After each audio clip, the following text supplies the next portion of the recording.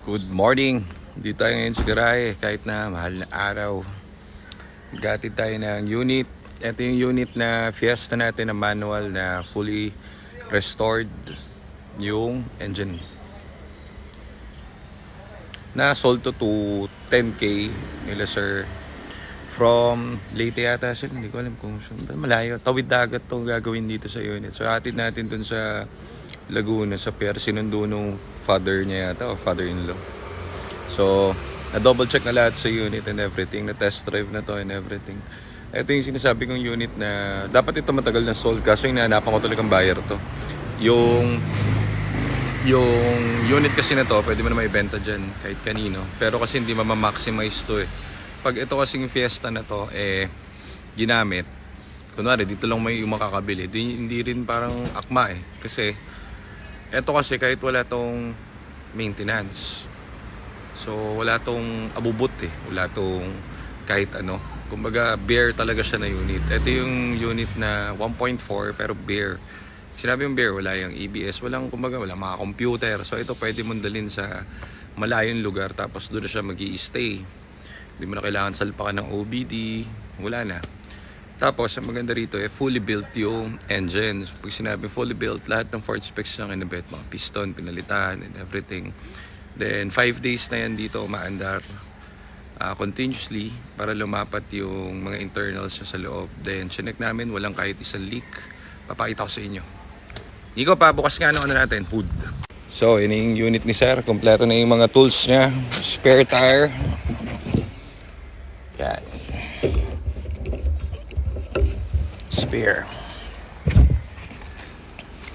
Yan. Tapos, syempre bago bumiyahe, paano mo malalaman kung okay? Ibabiyahe namin to ngayon, i-deliver namin to sa Laguna. Ayun lang is yung puti pa. Bagong PMS. Sobrang puti. So, battery bago. Engine yan, kahit leak wala. So, sealed yan. Chinek na namin. So, brakes, tubig, everything. Bago rin yung air filter, bago lahat. Mga tubings niya, Ford specs lahat yan.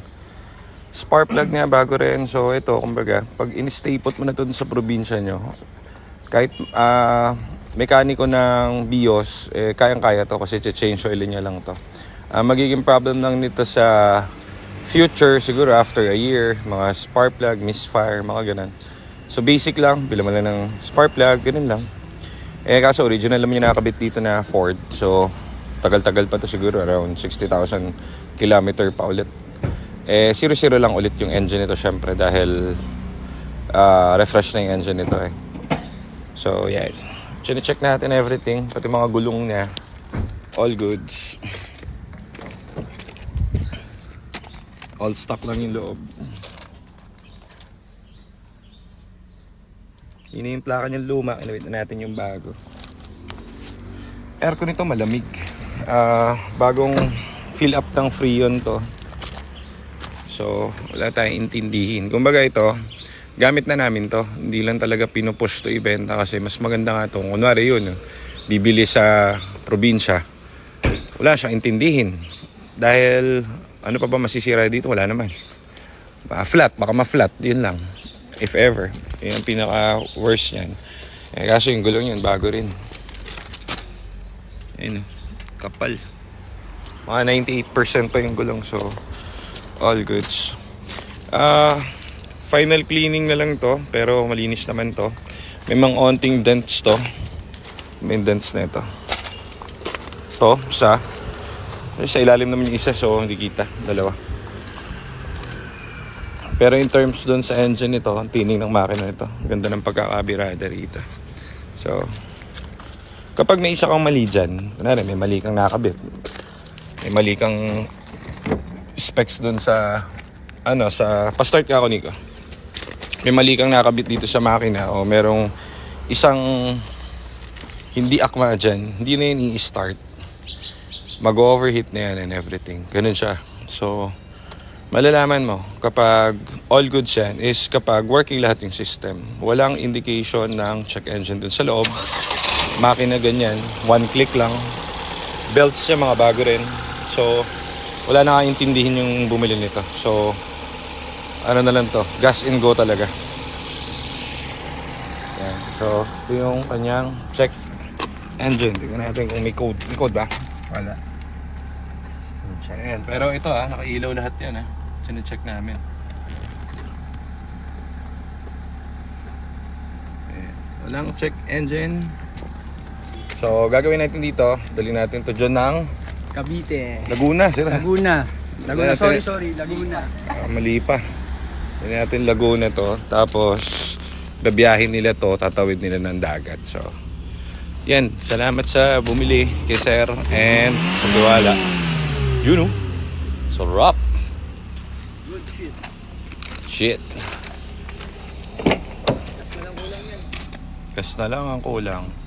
Pagas tayo and toll, biyahin na tayo. So yun lang muna. At happy tayo at meron ng bagong mag-aalaga dito sa unit natin. Again, pwede itong ibenta dito sa labas. Kaso lang, di kasi mamamaximize yung ano nito. Yung potential niya, kumbaga. Ang mga manual, sabi nila, di ba, yung Matic, may mga problema. Hindi naman siya actually problema, mas-sensor lang kasi yun. Kapag automatic, puro sensor. Every bit ng pyesa niyan, puro po sensor. Mas maganda yun kasi pag puro sensor, maalagaan ka. Kasi kunwari, kahit ikaw, kaya mong i-diagnose yung Ford mo kapag may mga sensor. Ito kasi barely wala. As in, para siyang, paano mo ba i-compare? Alam niyo yung BIOS na Robin, ganyan, or Batman na manual. Parang ganun. Kasi wala masyado sensor. Kaya wala ka intindihin. So ito, uubra to sa mga tao from provinces. Tama ba ako?